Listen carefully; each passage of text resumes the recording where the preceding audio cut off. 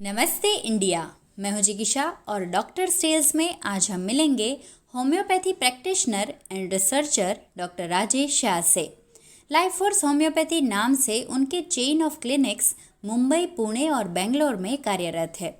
आज internet through consultation बहुत normal हो गया है, लेकिन 1995 में ई कंसल्टेशन स्टार्ट करने वाले चुनिंदा डॉक्टर्स में से वो एक हैं, जिसकी वजह से उनका क्लिनिक आज एक ग्लोबल क्लिनिक बन गया है। सन 2000 में डॉक्टर राजेश शाह का नाम Limca book of world records में सबसे ज़्यादा 104 देशों के पेशेंट्स का इलाज करने के लिए दर्ज हुआ था और फिर साल दर साल वो खुद ही अपना रिकॉर्ड तोड़ते गए। हाल में उनके पास 182 अलग अलग देशों के पेशेंट्स इलाज करवा रहे हैं। अपनी नॉलेज के दम पे अंतर्राष्ट्रीय ख्याति प्राप्त करने वाले डॉक्टर राजेश शाह ने अपने आप को सिर्फ डॉक्टरी और कंसल्टेशन तक सीमित नहीं रखा है। वो अपने आप को होम्योपैथी डॉक्टर नहीं, होम्योपैथी एक्टिविस्ट कहते हैं। पर ऐसा क्यों? आज की कहानी उसी के बारे में है। साइंस हमेशा उन्हीं चीज़ों को मान्यता देता है जो साबित हो, लेकिन दुनिया में ऐसी बहुत सी चीज़ें हैं जो साबित अभी तक हुई नहीं, लेकिन उसका अस्तित्व है, जैसे कि ईश्वर या जैसे कि होम्योपैथी। होम्योपैथी 200 साल पुराना मेडिकल प्रैक्टिस है, जिसने लाखों लोगों को अपनी बीमारी से हमेशा के लिए छुटकारा दिलवाया है। लेकिन वो इंसान के शरीर पे कैसे काम करती है, उसको साइंस के नियमों के अनुसार लैब में साबित नहीं किया जा सका था। 1995 का समय था जहां दुनिया भर में होम्योपैथी की निंदा की गई। उसको एक साइंस का दर्जा देने से इनकार कर दिया गया। कई लोगों ने उसको मनगढ़ंत बताया, तो कई लोगों ने कह दिया कि ये एक बेसलेस ट्रीटमेंट है। कई सारे इंटरनेशनल रिसर्च होम्योपैथी के खिलाफ बोल रहे थे।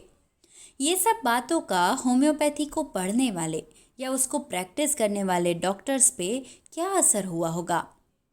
कोई बहुत गुस्सा या मायूस हो गया होगा। कोई सोचता कि क्या करे, दुनिया के मुंह पे ताला तो नहीं लगा सकते। कोई प्रैक्टिकल इंसान होता तो सोचता कि शायद उसने होम्योपैथी डॉक्टर बन के कोई गलती तो नहीं की। तो किसी को अपनी आने वाली प्रैक्टिस डामाडोल होती दिखाई देती। लेकिन होम्योपैथी पे पूरा यकीन करने वाले डॉक्टर राजेश शाह ने सोचा कि होम्योपैथी को बदनाम करने वाली दुनिया के मुंह पे वो एक दिन ताला ज़रूर लगाएंगे, वो भी साइंस की मदद से। 1995 में उन्होंने सोचा कि वो होम्योपैथी को ऐसी इज्जत दिलाएंगे जो ये ट्रीटमेंट डिज़र्व करती है। लेकिन उसके लिए उन्होंने खुद रिसर्च फील्ड में जाने का सोचा।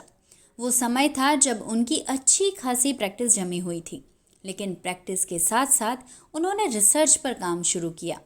वो सबसे पहले IIT Mumbai, Nair hospital, Mumbai university, Tata institute of fundamental research जैसी 8 प्रोमिनेंट इंस्टीट्यूट के अलग अलग 35 साइंटिस्ट से मिले। उन रिसर्चर्स के साथ मिलके उन्होंने काम शुरू किया और पिछले 25 सालों में डॉक्टर राजेश शाह ने उन साइंटिस्ट और रिसर्चर्स के साथ मिलके होम्योपैथी के बहुत से रिसर्च कंडक्ट किए। उन्होंने होम्योपैथी की न्यू ड्रग्स पे भी काफ़ी काम किया। HIV एड्स जैसे भयंकर रोग की होम्योपैथी दवाई होनी ही चाहिए, उस आशय से डॉक्टर राजेश शाह ने HIV वायरस से ही दवाई बनाई, जिसका रिसर्च मॉडल सूचित करता है कि ये दवाई ना सिर्फ HIV लेकिन कैंसर के लिए भी बहुत उपयोगी है। 2017 में उनको national award for independent researcher भी उपराष्ट्रपति के हाथों सुपुर्द हुआ। सबसे बड़ी बात यह है कि उन्होंने अपनी प्रैक्टिस बढ़ा के कमाते रहने की जगह पे अपने कमाए हुए पैसे खुद के रिसर्च में डालने का सोचा।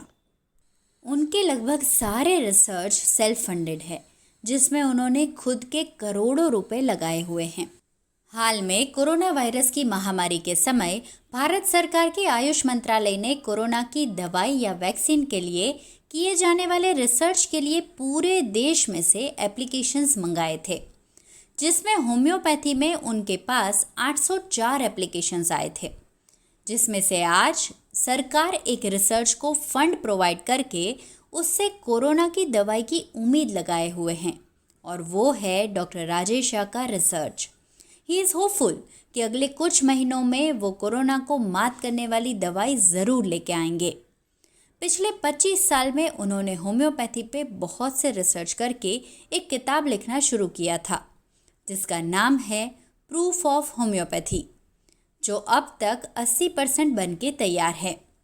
डॉक्टर राजेश शाह खुद उस किताब को लेके बहुत उत्सुक है, क्योंकि ये किताब दुनिया के मुंह को होम्योपैथी के खिलाफ बोलने से बंद करने का ताला साबित होगी। सच्ची कहानी है ये सफ़ेद कोट की, उसके गरिमा की, आदर्श की और त्याग की। जानना ज़रूरी है, इसलिए अवश्य जानें। ये गाथा है इंसान के श्रेष्ठ रूप की।